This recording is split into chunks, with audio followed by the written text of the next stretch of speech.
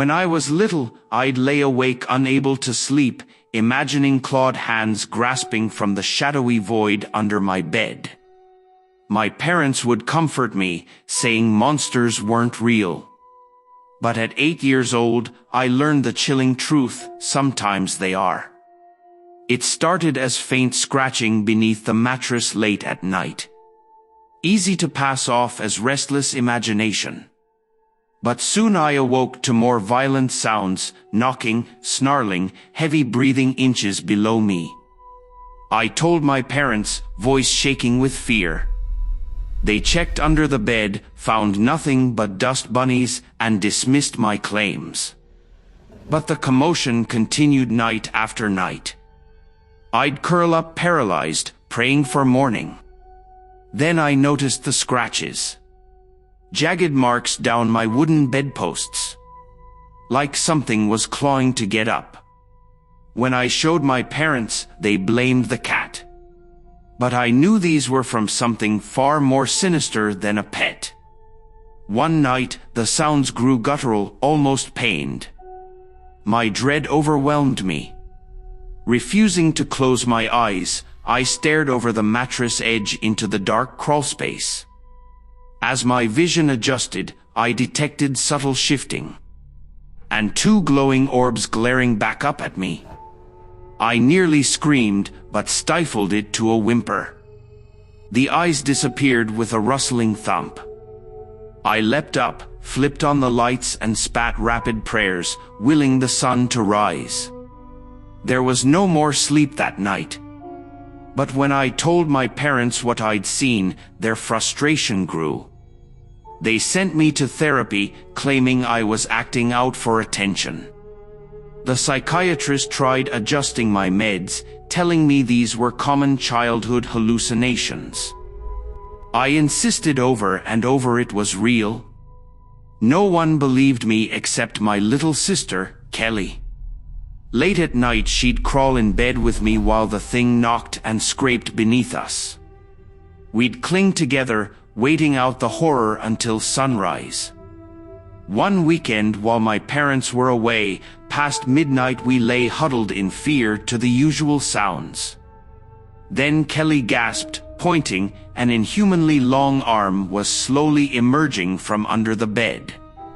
Naked gray flesh, gnarled hand, dirty jagged nails.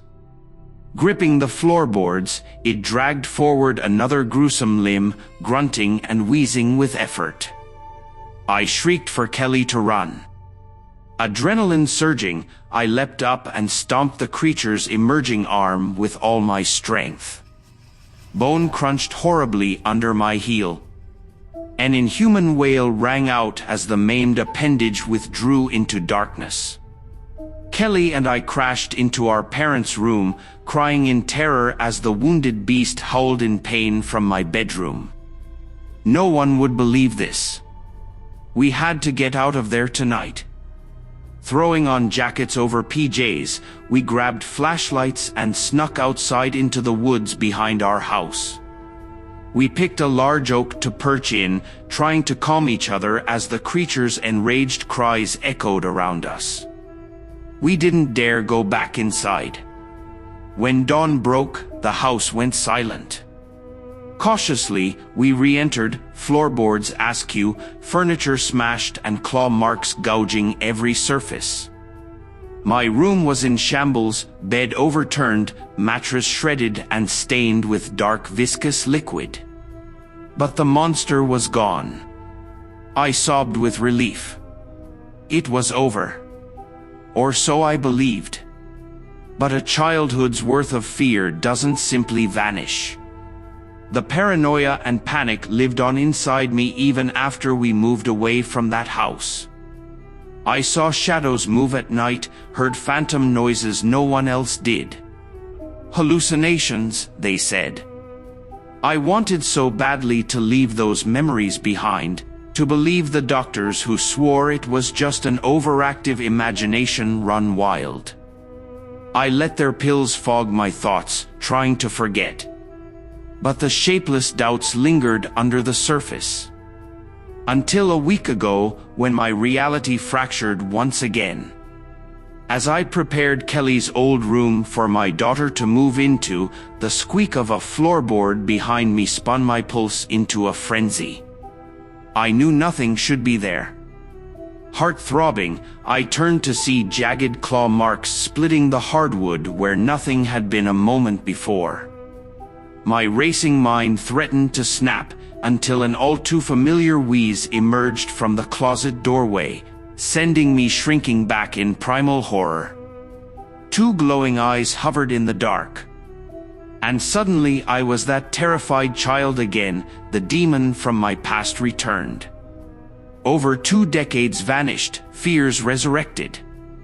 The beast had finally come to reclaim me.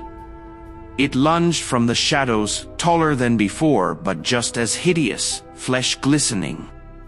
I crashed through the door as its claws grazed my jacket. Heavy footfalls pursued me down the hall, fused with distorted pants and laughter.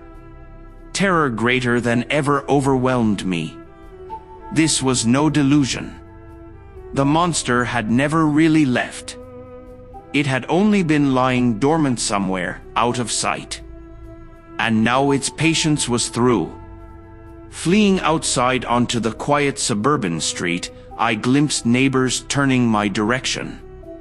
The thing halted, wheezing in the shadows of my doorway, watching me with fevered eyes. Before anyone approached, it retreated into the house, too cunning to reveal itself fully.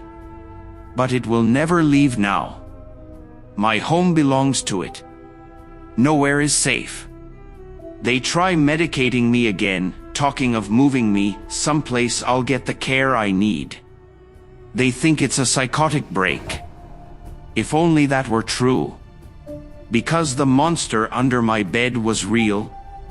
And it has returned to remind me that the things we bury in the recesses of our young minds never truly leave us. They crouch, waiting to leap upon us again when our nightmares resurface. It knows I'm here now, heard it scraping at my door this night. There is no escape. The infernal beast inhabiting the depths of my own mind. Soon it will finish what it began so long ago on those twisted nights of childhood terror, when dread still crept under my bed to gnaw at my fears. Back when terror had a form, one with foul breath and razor teeth. The monster is real, and it has come to take me home.